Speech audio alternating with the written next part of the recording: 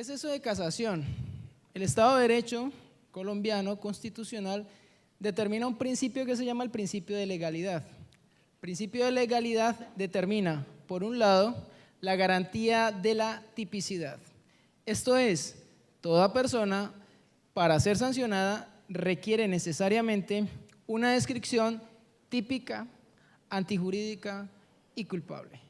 Esto es, que esté recogida en un contenido determinado como norma jurídica penal de categoría ley. La legalidad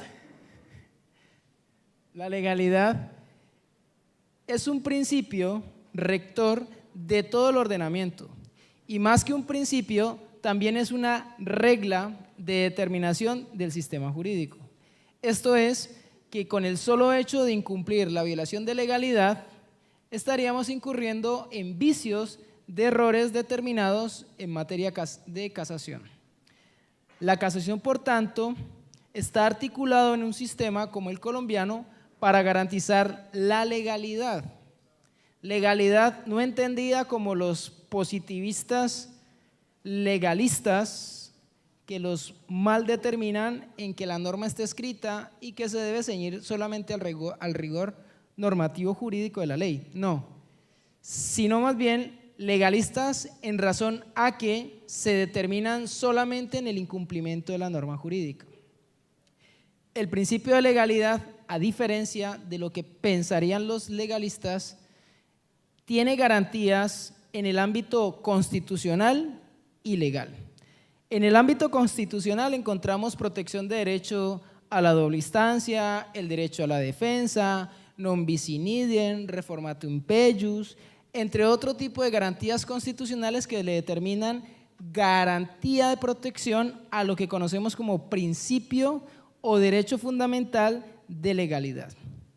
Esto quiere decir que todo el sistema jurídico debe garantizar por lo menos unos derechos de contenido fundamental y unos contenidos legales. La casación penal, entonces, estaríamos diciendo que se centra en un tipo de acción, no se ha definido de manera muy concreta, pero se entiende, en un tipo de acción extraordinaria para garantizar mecanismo de legalidad. Los jueces están sujetos bajo el imperio de la ley. Cuando se dice que están sujetos bajo el imperio de la ley, no se está entendiendo la eliminación de la fuente de producción, como la entienden los realistas jurídicos, de la jurisprudencia, sino que están sujetos bajo la comprensión de una norma jurídica que le determina cómo es su ámbito de comportamiento y cómo es su ámbito de acción en el rol social. Ese juez debe propender por garantizar la legalidad. ¿En qué casos? En todos los casos. Por allá los franceses, en 1700, empiezan a hablar de una forma o un mecanismo que les permita restaurar la legalidad. Inventan algo, crean algo que conocen como casación. Desde allá, desde los franceses, Colombia ha recogido en esa evolución histórica ese sistema extraordinario para garantizar la legalidad. Gracias a esto, Colombia hoy en día en el Estado social de derecho constitucional puede determinarse como un sistema que casa las garantías por violaciones de ilegalidad que puedan concurrir los jueces. Entendido más o menos a grosso, muy, digámoslo así, muy modo, para adecuarme a los 12 minutos que a mí me quedan 7, yo creo por ahí. La legalidad lo que trata es de encuadrar en un marco de acción la función jurisdiccional, o sea, obligar al juez para que siga la ritualidad, tanto en materia sustancial como en materia procesal. Es así como la casación surte en un mecanismo extraordinario.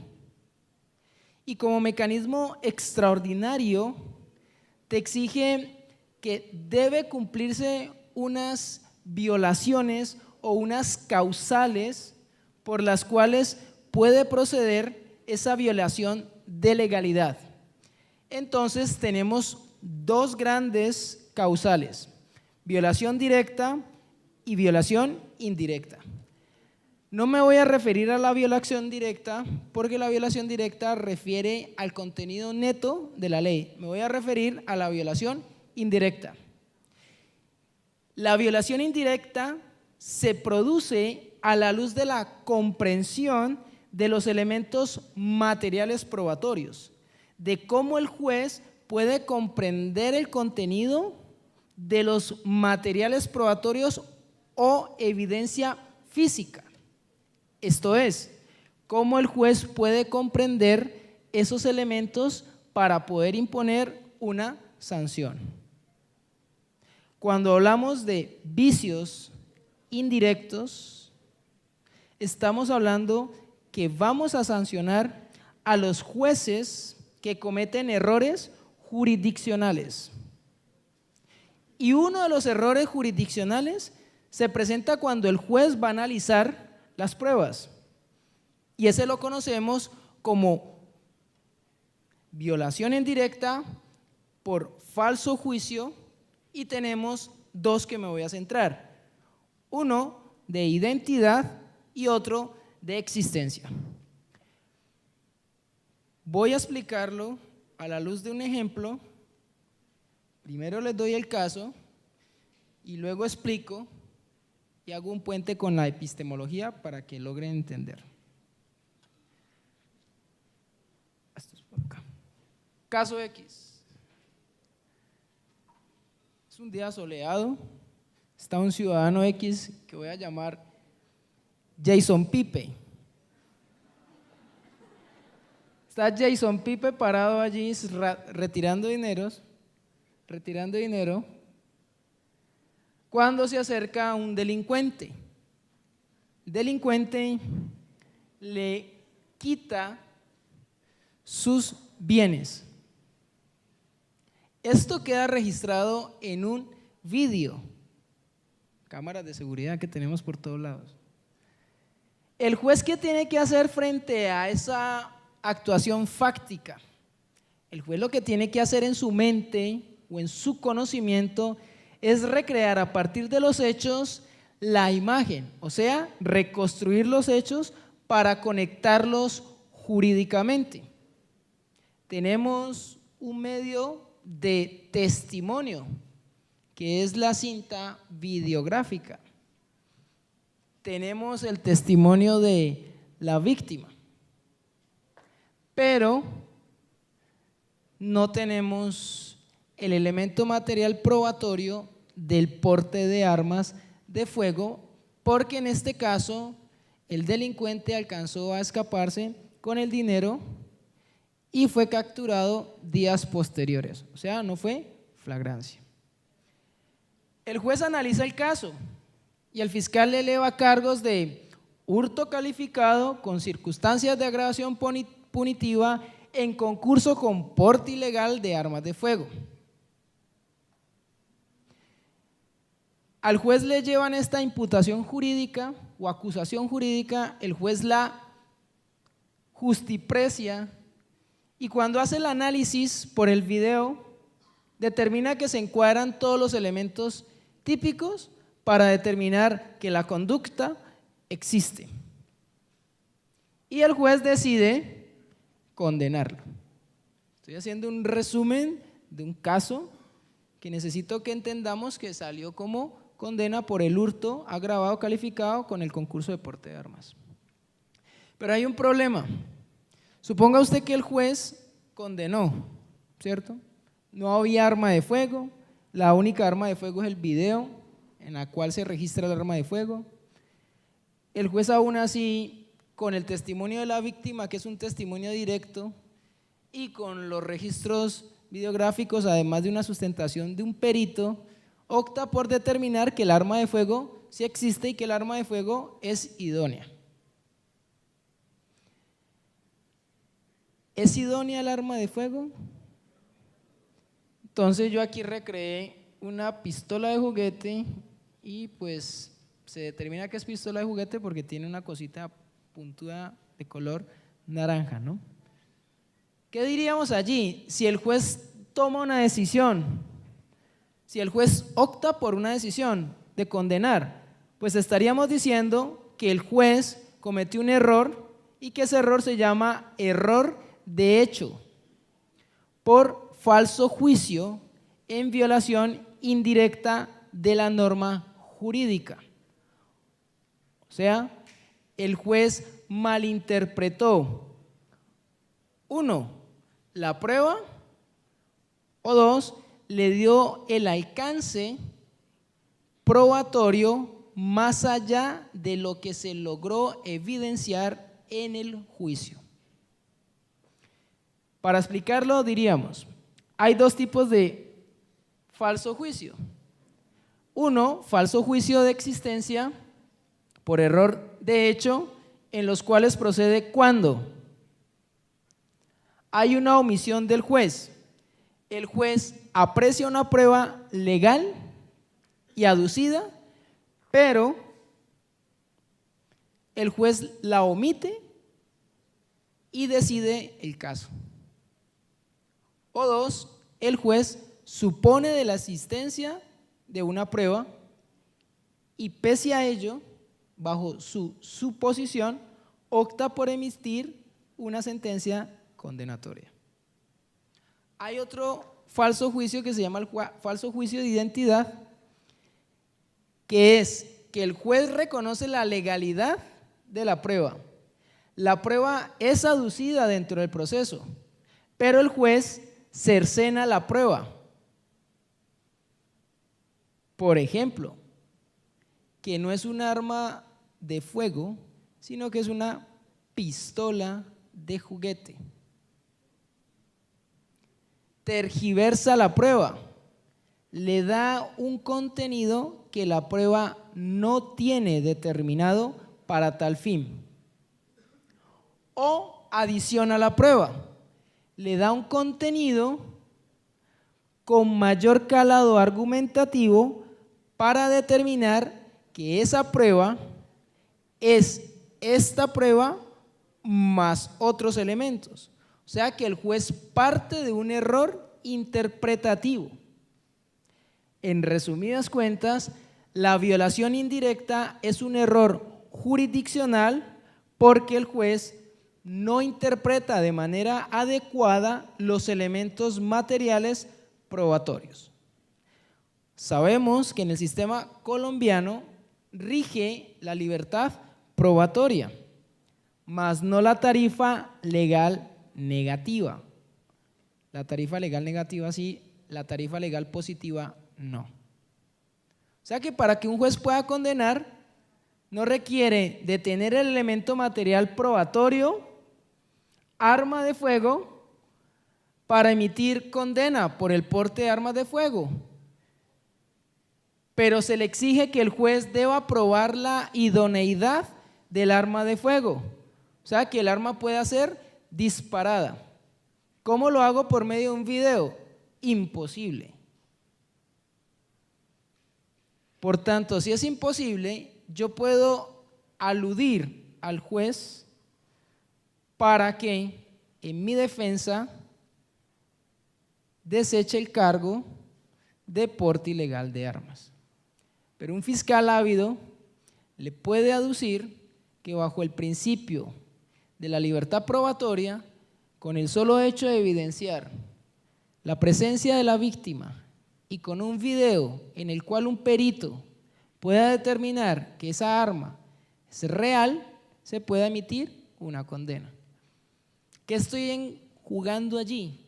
Estoy jugando en algo que se llama la intelequia del conocimiento. O sea, el juez para poder tomar la decisión necesariamente tiene que tener un conocimiento. ¿Y cómo se conoce? Pues se conoce a través de el sujeto y el objeto. La pistola es el objeto, el sujeto es el juez. Cuando el juez conoce la pistola, en su cabeza se determina una imagen lógica de la existencia de un elemento que determina como arma de fuego. Pero en ese trasegar de la identificación entre el objeto y el sujeto, el juez puede incurrir en un error de apreciación o de valoración para determinar que eso es un arma de fuego. Por tanto, si el juez cree que eso es un arma de fuego, pero no es un arma de fuego porque dentro del proceso nunca se logró probar de ello, diríamos que el juez está inmerso en una violación indirecta por falso juicio de existencia. La prueba no existe, la prueba nunca se adujo al proceso penal, pero como el juez vio el video, como el juez le llevaron los testigos, como el juez vio que la víctima determinó que sí era un arma de fuego porque de pronto tenía experticia, pues el juez concluyó de que el arma existía y que por lo tanto podía emitir condena por eso, porque tenemos libertad probatoria. Y me salto la idoneidad, porque la idoneidad es un recurso de tarifa legal positiva. Si el juez hace eso, está incurriendo en un falso juicio de existencia. La prueba no existe, se la inventó o la supuso. Pero digamos que el juez, muy audazmente el fiscal, logró aducir la prueba. Y el debate giró en torno a este hecho de la existencia o inexistencia del arma de fuego. Supongamos que quedó probado dentro del proceso que el arma existía, supongamos. En un momento dado, el juez puede incurrir en un falso juicio de identidad. ¿Por qué? Porque es que el juez puede adicionar la prueba y puede ir más allá de lo que la prueba le dio, y esto me llevó a mí a la condena.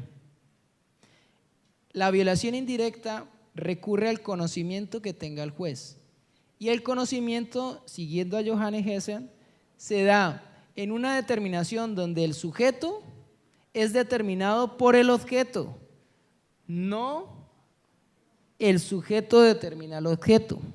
Ejemplo, esto es un clip, pero para cualquiera que está sentado aquí, esto no es un clip, sino que es una videocámara. ¿Eso cómo se llama? El sujeto determina el objeto no existe, ese objeto no es, ese objeto no se puede suponer que sea una videocámara. ¿Por qué? Porque no hay una determinación del sujeto hacia el objeto, sino que es a la inversa. El objeto determina al sujeto que lo lleva al conocimiento. Esta causal de violación indirecta por falso juicio de existencia o identidad ataca el conocimiento que pueda labrar el juez para determinar una sanción. El juez puede incurrir en un error de hecho que lo llevó a emitir una condena. ¿Cómo yo sé que el juez cometió un error? Pues la única manera para conocer es meterme al conocimiento intelectivo del juez. O sea, meterme a las formas del conocimiento. Y las formas del conocimiento son la razón, la lógica, la memoria, el lenguaje, la fe